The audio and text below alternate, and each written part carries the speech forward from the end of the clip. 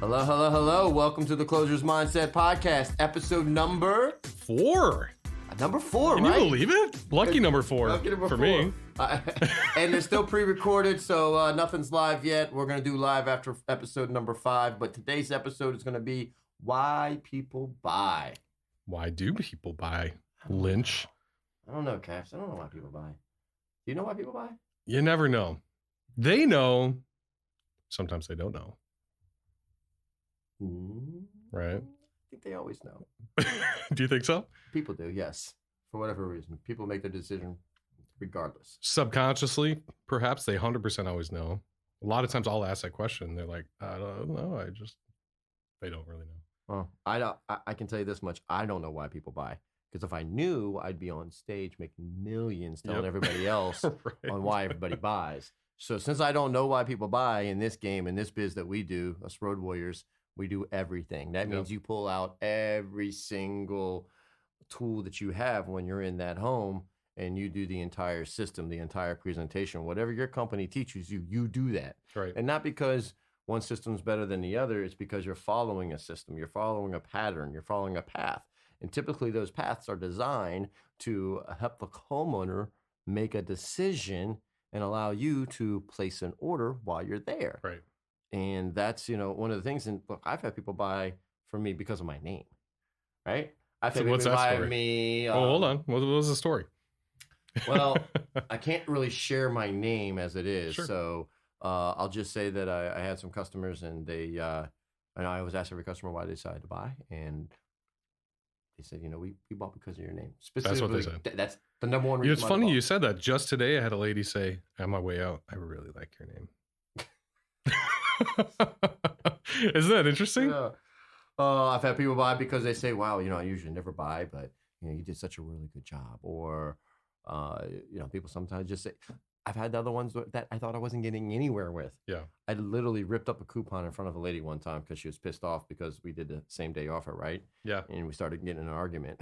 So I ripped the coupon up in front of her, right in front of her. I said, never mind, who cares about this, right? Yep. Went through my presentation still, right? She was just mean. I mean, she had the mean eye on her, right, the whole time. But you stuck with it. I stuck with it. I went through the whole system, just like you're supposed to, right? Plow through it. Went to the end, put the price down, and guess what she said?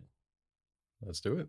She said, "What about that coupon you ripped up?" Oh, really? Of course she did. Did you tell her it taking was away void? from somebody, and The takeaway. The takeaway does work. It's one of those things, and some reasons that's why people buy. Some people buy because of a discount. They do. People like a sale. They like to feel like they're getting a good deal. Yep. And most people just want to win. All right. Right. So if you can set up your presentation and your closing and as you deliver whatever kind of presentation you're going to deliver at the end to the homeowner, it's the as they call the price presentation. Right. Whenever you do that, you better add value to it. Right. And you better make sure that you've closed every door. So that's one of the closes I was taught. I classically trained like yourself, right? Was when you get to that price presentation, let's say the objection is price. And you say, well, if I could, would you? Because you're giving them a win, right? If I could take $10 off or throw that piece in there that you're looking at, the grids and the windows or whatever it might be, would you? Giving them a win, right? Mm-hmm. All right, go on. I was just thinking. Did it work? Yeah, all the time. Okay. Good. Because if they said no, when you were just addressing the thing that they complained about, then you know that that wasn't the objection to begin with, right? Correct. Yeah. So if it doesn't work, then you miss the point. Well, I also think people miss the point too. In other words, you never know why people are going to buy, so you don't know what's going to really spark their interest, and people put their game face on. They have the talk before the talk. Yeah. All customers have the talk before the talk. All right, this guy's if coming you've in ever here. bought anything yourself, I've talked with my wife before, No saying, matter what happens look, today. we're gonna go look and buy this car. Okay, this is what we're gonna do, how we're gonna do it. And we've prepped ourselves on how we're gonna work it. And customers have the same thing. Some do, some don't. Who knows? But I'm gonna go in there giving them everything I can to make sure that they're well taken care of. And one of the key things that we were just talking about before we got online here is staying in the flow. Right. And I think that's real important, is staying with the system and staying in the flow will always achieve on finding out why people buy. You don't want to wait till the end to find out why people buy. That's what the needs, the questionnaire, whatever you call it in your company, that's what that's for. You're asking questions. You should know why they're going to buy, if you can determine why they're going to buy from the questions you're asking at the beginning. Well, also, another thing with this is what I did for many years is at the end, I would always ask why they decided to make a purchase. So I made a list because I wanted to know why people bought from me. It was one of my key areas of improvement to find out really what made the customer sign on that dotted line. Did I have any to do anything with it, the product? Was it, the way we did? Who knows? I don't know what it was. So I always wanted to find out why they decided to buy. Yeah. It was also a very cool, interesting closing technique because then I started using it on people that didn't buy. Interesting. So Okay. at the very end, you've done everything, right? Done everything. And this is going to be a part of when we do that closing webinar. All right. Yeah. All right. We'll get to that. Exactly. So this is going to be one of those that's going to be in there that'll be with it. But all it simply is, it's at the very end after you finished up everything. You've exhausted all the different things. It's done. You're packed up. Everything's packed up, right? Sitting there. So folks, I just got to. I got disposition of my appointment because we all have to, right? We have to put in that DNS, that demo no sale, the dreaded demo no sale. Yep. The dreaded information you have to put in for your boss to read, right? Yep. So you can find what you did or didn't do Yep. at the appointment. Well, I chose to do that in the home. Now, most want to get out of the house as soon as possible, right? You're not selling it, get out, whatever. It's time to go. I'm taking that one last shot. Yeah. And I found out that I'll get 1 out of 20. Now, I know but 1 out of 20 is 5 out of 100. Right. All right. And 5 out of 100 adds to my closing rate. And if we all know how closing works, and if you're competitive, then closing matters and numbers matter, right? Yeah. So I looked at the numbers and I'm like, it's in my favor. So I'm doing this every single time. And I would go through and I'd ask them a series of questions. And I would make sure that, I took care of them. Almost like the surveys that every company asked everybody now after they finished seeing them, right? We're like a survey world now. I get a survey when I go down to the grocery store. Right. So I do the survey right there with them. And I asked them, and then I asked them, what was the main reason on why you decided not to place an order today?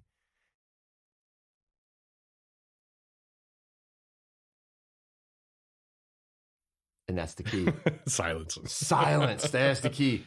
You don't say a word. You wait for them to speak. Yeah, the old adage of the first one to talk loses, right? Yeah. So, and you can say, well, you can talk and you can go through it, whatever. My point is, I wait and I let them speak. And a lot of times I'll get the real objection. Yep. Most of the time I still can't overcome of it. But it gives me another shot, right? Right. Then I know, heck, maybe I can get it later on. I don't know. But at least I know where I'm at. And here's what makes me, most of the time you'll find out what it is possibly. And then at least you can start tracking what your objections are. Because if you're really going to work this as a craft and make this your art, all right, because there's an art to this, then you should really work it like a craft and know why people do or don't buy from you. Yeah. You should always know that. So why not keep a log of that so you can really see where you're at with it and how you've evolved and how much better you get, right? Yeah. No, I've never even really thought of it that way. That's good. And then I'll ask them afterwards to find out, so any feedback you have for me? Anything, what's the one thing that you'd rather me not do? What's the one thing that you really liked? I always end on a positive though. Yeah. Start with I'll go with the negative, then end on a positive. Yep. And then because I want to leave there on a positive too, and always want to do that positive. Right? Yeah. But I want to find out where I can always get better too. Right. Because I am a big, huge believer that you're only as good as your very next day. You can always get better. There's always someone better than you. That's the thing about sales. End of every month, beginning of the new month, you're starting. Just like we talked about that first call close. So here's my mentality, right? If I don't close it, then I got somebody else like you coming in after me, Right. or vice versa. You have somebody that coming in. So again, I don't want that next person that might be that much better because I just teed it up for them. I just got that person all hot and bothered, and now they know they need to have something done with Right. whatever that project is, and now I teed it up for the next person coming in. Yep. Or vice versa, they teed it up for me.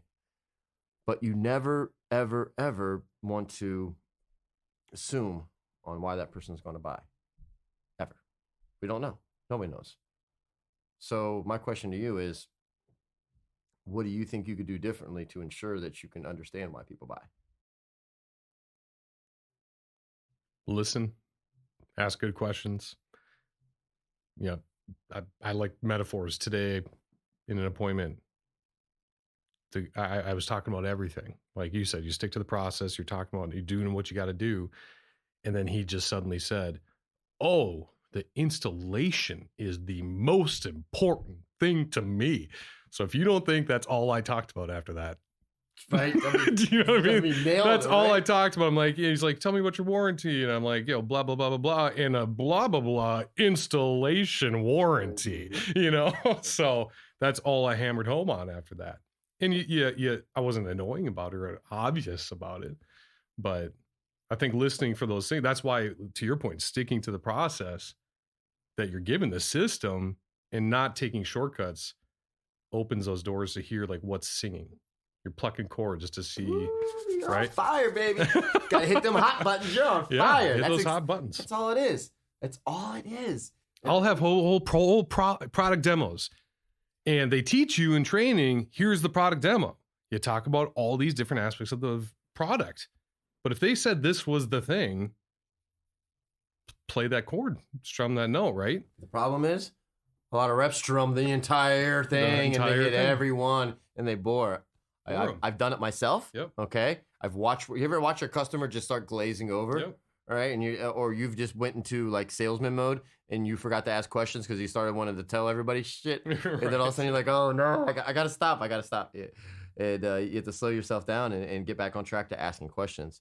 Because one of the habits we get in the home is we like to talk a lot. We're sales reps, right? Right. And we love to hear ourselves talk, but we forget that we got to bite that tongue. I've actually literally made my cheek bleed because I can bite it so I don't talk sometimes. It's a tough lesson to learn. Yeah. Listening is a key part of understanding why people buy and finding those hot buttons. Getting that sizzle, baby. It's like when you went to, anybody know Friday? Everyone knows Fridays, right? You've been to Fridays before? Restaurant? So, funny enough, the fam at home's ordering that tonight. Go on. Woo! Well, guess what you got to get tonight? What? All right. The sizzling fajitas, baby. Let me just tell you about this. I'll never forget. I'm sitting there, right? And first time I've ever been Fridays, and this person walks by, sitting at the bar, and it's like these little 2-table things, and he's like, I'm not good at the sound effects, but that was pretty accurate. Yeah, it's sizzling, right? And I'm like, what is that? Oh, it's a fajitas, but they bring out the sizzling paste. I didn't care how much it was. I just wanted that. That's all I knew. I wanted that, right? So if you can find that sizzle for that customer when they want that and get them that ooh and ah, and that's what their ooh and ah is, whatever their ooh and ah is, get that. For that guy, it was insulation. For the customer I was at yesterday, you know what it was? Being different, standing out. From the neighbors. From the neighbors, that's right. Changing it up, making it different. Not being like everybody else. Yeah. Standing out, they like that. They like, it was like that, being kind of cool. Yep. And so you hint at that throughout. You play there. Yep. And it was never about whether it's and I think too many times reps get caught up into price, and it's about price. And it's really not. It doesn't matter. I don't care how much your product costs. It really has nothing to do with it. I've seen reps fail over and over again. They go from company to company thinking it has to do with, price or something else, and they don't look at themselves. All right. And they don't understand the process, and they don't really study the customer and understand. And that's another part, a really important part about, why people buy is because they feel comfortable with you in the home and they trust you. All right. That's why people are going to buy from you. So if you're an in-home sales rep, if you're a road warrior, if you're getting windshield time, if you're out there getting it, then you're dealing with a customer that thinks of you as a salesman. Right. Okay. And since they think of you as a salesman, they're a little bit cautious, right? They got the guard up, don't they? They always do. I see you smiling there, right? Well, it's funny you mentioned that. Their guard up. So if you're listening to this, do this. I'm going to do this right now with Lynch. I was told in my initial training, right? Google salesman.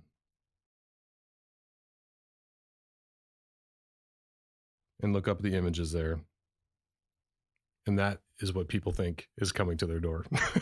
Okay. Okay, so we have, I don't even know what that is. That's creepy. Yeah, but There's in a guy general, some of those laughing, people he's there, like getting over on you, Bob the salesman. they're all in suits. They all look Oh, yeah. annoying. They all Oh, look yeah. high pressure. They look, that's what people expect Yeah, they is want coming to their door, right? Yeah, guy in a suit and coming to sell you something. Yep. We are salesmen. Yeah, look at that. Woo! Yeah, it's exactly what they think. Right. So that's the Slick, difference between when you ask smooth. questions and really put them first, and you're asking those questions, and it's to your advantage. It's not about only doing that because you're trying to play the game here. You're genuinely wanting to know, why am I here? That's the first question I always ask. Why am I here? What brought me into your home today? Yeah. Right? Like, and immediately they're going to say, well, come over here. Let's look at the product. No. Let's go have a seat at the table, but why today of all days? Why was today? You've been talking about this for how long? Why, how long? You're starting to pick apart those things of like, what is it that's driving their behavior? We're going to come back. I'm going to come back to this first, that part right there where you had that customer and you stopped them and went to the table. Yeah. So I'm going to challenge you to do something different next time. Okay. All right. Here's why. All right. So I get understanding why people buy. People buy because of behaviors. All right. Mm-hmm. And people have certain behaviors and they have certain buying habits. And most of America buys based upon these habits. So we buy payments, a lot of them. So financing is huge. Yeah. So if you don't know finance, you better learn it. All right. Because we buy payments.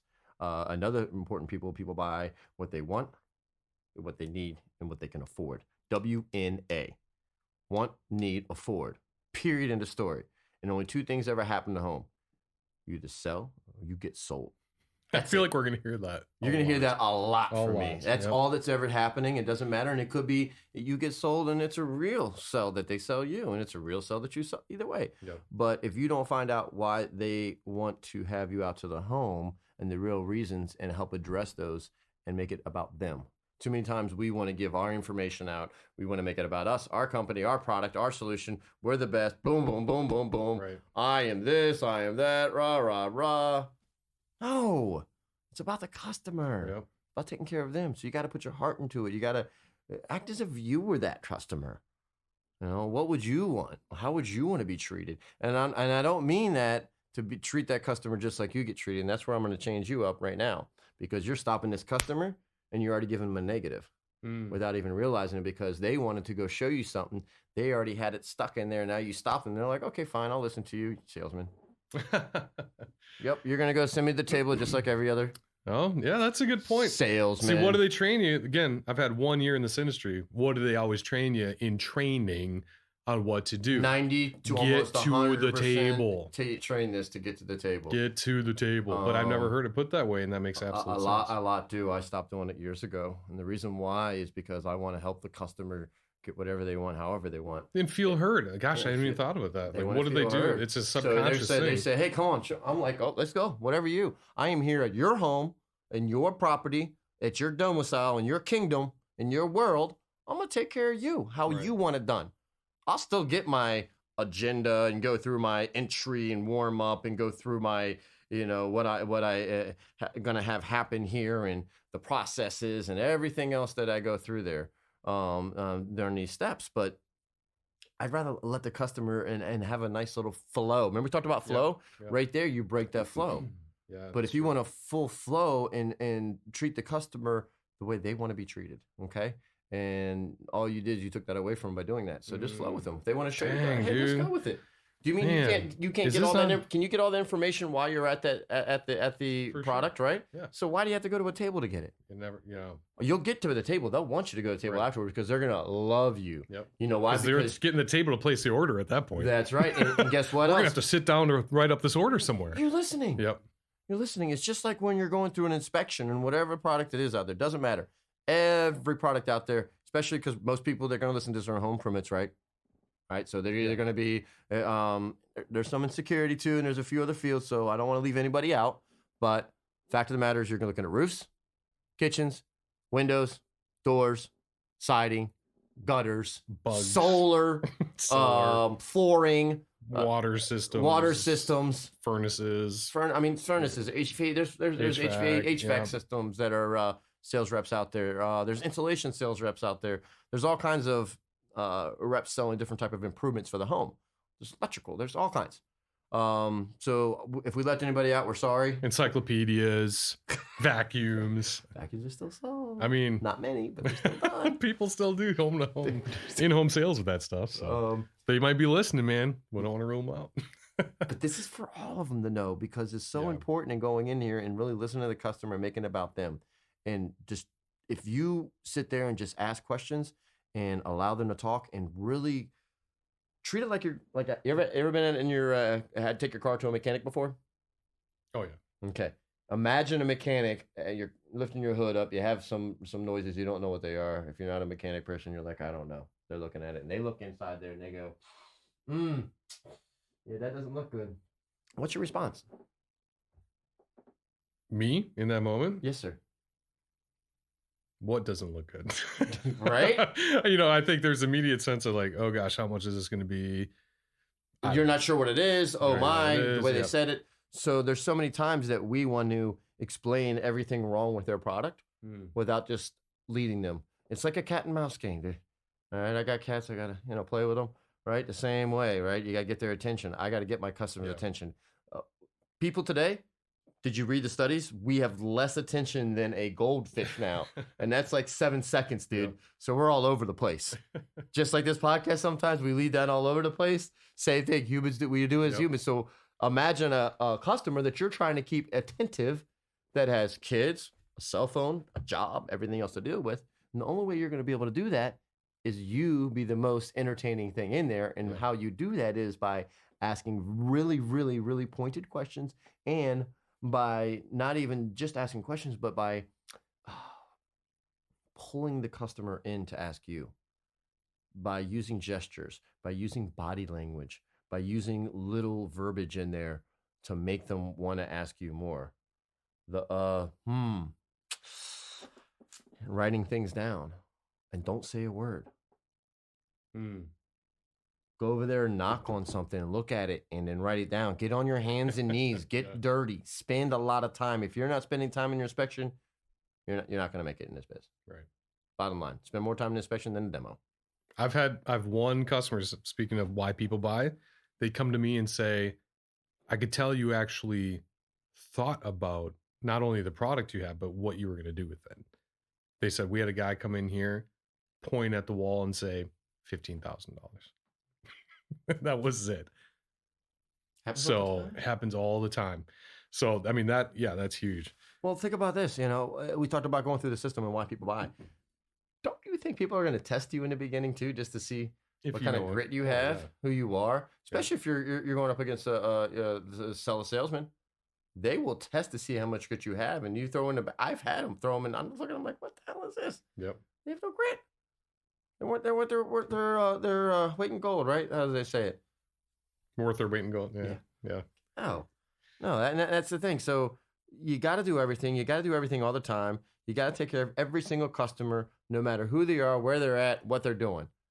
I think that's the closer's mindset. You just summarized it like to a T, because the non-closer might like closing, but they're not doing everything all the time. Yeah. Right? Yeah. And if you don't know, you don't know. But then once you know, you should know. And closing is not just closing at the end and I'm going to close this person down. There are closes, and we'll go through that. And there's some wonderful, masterful closes. But the best close is a kick-ass presentation. Yep. That's the best close. When you get to the end and the people are like, "Oh yeah, makes sense to me." The best close is lay down. Here's my yeah, but lay downs are created. Remember that. Yeah, lay downs are created. Yep. Because I personally have walked into a lay down and walked out with a demo, no sale. Because I lost the sales because I screwed up because I said something I wasn't supposed to say or did something I shouldn't have done. Yep. I've lost deals before.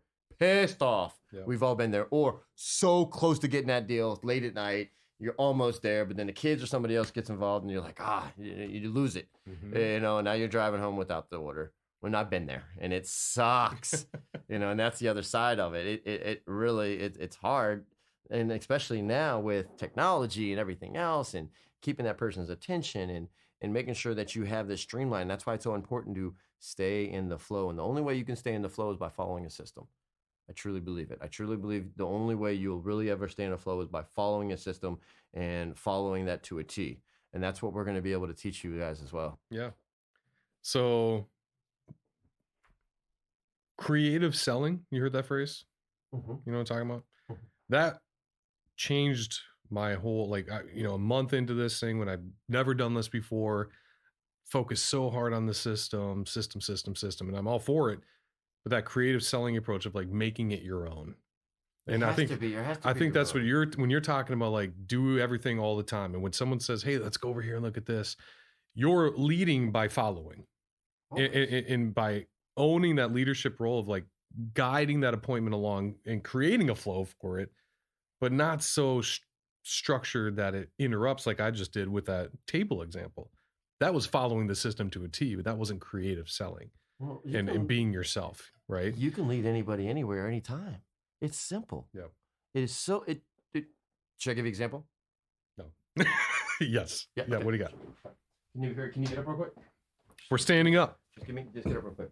All right. I just led you to stand up. Oh yeah, you did. That's all I did. That's it. So it's really that simple. So when you're with a customer, I just got sold, man. You can let them lead you wherever, but when that's done, and when you're there, and they go, okay, I relinquish control. Now you have the floor, you have the table. Game on. It's yours. Show me what you're gonna do. Hey, let me show you something now. And now you have them following you. Now you're leading the way. Now you just got control in the home. See, one of the biggest things and why people buy is they want to make sure that they deal with a professional who knows how to take control, but craftily take control in the home, respectfully take control in the home, and be a professional for it.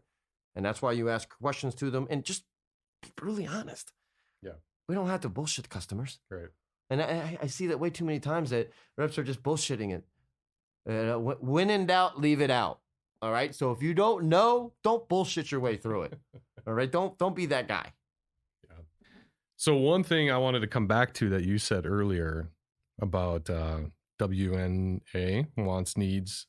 Want, need, afford. Afford. Yes. You said people are sold on what they want, need, or afford. Want, need, and afford. And afford. What you've also said is that we are either selling or being sold. So WNA on us, you know what I'm saying? Yes. What are we wanting, needing, or affording when we accept that and leave without a sale? You ever thought about that? I had not thought about that until this moment. I think about every time I leave a house I don't sell. Is it that I think there's probably an aspect of, well, every sale creates a little bit more work for you. You got more follow-up. I mean, at least in my company, I got a ton of paperwork. I'm not consciously thinking about that, but the want, need, and afford. Why do we limit ourselves? What are we told? 3 out of 10, 30% close rate. That's where we should be, right? But I think we're trying to say closer's mindset is 10 out of 10. All the time. Like, why not? Why can't it be? So I don't know. I've just never really thought of it for myself as to like, what is the convenience for me on buying what they're selling? I like it. And if I can answer that, I think I'm going to up my game. Up your game a little bit? More so, yeah. Well, I look at it like this. Anytime I don't make a sale, and I think anybody out there who's been in the home, you sit there and you run through the entire presentation. If you've got any game out there and you're in this game, you're really going to make it a craft. Like I said, you're thinking about this afterwards. All right. You're thinking about why they bought or they didn't buy, right? So when you leave, they bought, you're celebrating, you're happy, you get that rush. It's like that drug, that high. So freaking cool. Call your boy, yeah, I got this one. I closed it. Yep. Text somebody else. Boom, baby. Yep. Done, right? But when you don't sell it, oh, man. Depending on the rep you are, we all been there where we blame everybody but us, right? Yeah.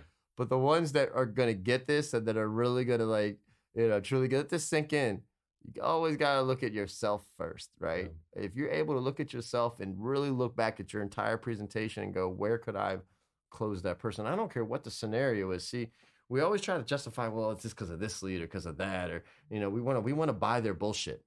Don't buy their bullshit. You know, it'd be huge. We call it a MDI. I don't even know what the acronym stands for. Do you know what it stands for? MDI. But you talk about like the MDI. What the hell is that? In my last gig, it was a demo, no close, where you kind of did an explanation of your day, what happened. Oh yeah, the dispoing, dispositioning. Right, whatever. So I think it'd be cool, and I'll posit this to our listeners. You start explaining your non-sales from a me first perspective. And I'm going to start doing that too. I closed this deal, $5,000. This person, this is what they got, and here's why they bought. Next line. Did not close my noon. I didn't do this. Can you imagine? Yeah, it's the whole part of it. It's self-reflection. Yep.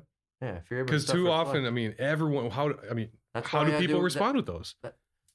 Every time. I've done this for years. Self-reflection on every single appointment. Look at it, and to your manager. Huh? To the manager. Yeah. That's what I'm saying. Like to the upper echelon, right? To yourself and everyone. You're acknowledging it's me first. Me first. Well, not me first. I put it's me first as far me first as far as responsible. Right. So accepting total responsibility for results. And I mean total true responsibility. If you're able to really capture that in this business, sky's the limit. And I mean, like when I say total responsibility, I mean you go to the house where they had no money and they couldn't afford to get it done and they couldn't buy, and you walk out of there without the sale. So you're going to say, well, they couldn't afford it, they couldn't do this, couldn't do that.